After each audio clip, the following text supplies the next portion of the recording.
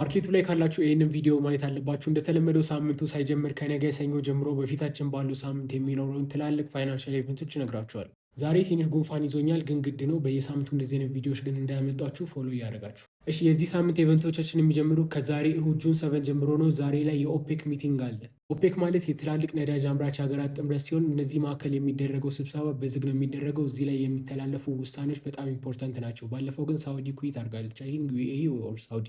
ከዚህ ውጭ ግን በዚህ ሳምንት የሚኖረን ሜን ኢቨንቶች ሁለት ብቻ ነው የሚሆኑት። እሱም ሮብና ሐሙስ ላይ። ሮብ ላይ ሲፒአይ ይኖረናል፣ ሐሙስ ላይ ደግሞ ፒፒአይ ይኖረናል። በተጨማሪም እንደምታዩት ሰኞ ላይ ምንም ዜና የለም። አክቹዋሊ እንደዚህ አይነት ሰኞችን ካየን ቆይተናል። አብሶሉትሊ ኖ ኒውስ መንዴ ነው የሚሆነው። ፕላስ ደግሞ አርብ ላይ እንደምታዩት ፕሪሊሚናሪ ኮንሱመር ሴንቲመንት ዳታ ይሰጡናል። እነዚህ ዳታዎች በጣም ኢምፖርታንት ነበሩ፣ አሁን ላይ ግን እስከዚህም ናቸው። ወደ ኤርኒንግ ስመጣ በዚህ ሳምንት ኤርኒንግ ላይ ብዙ ነገር የለም። እንደምታዩት ሮብና አርብ ላይ አንዳንድ አይፒኦ ይኖራል።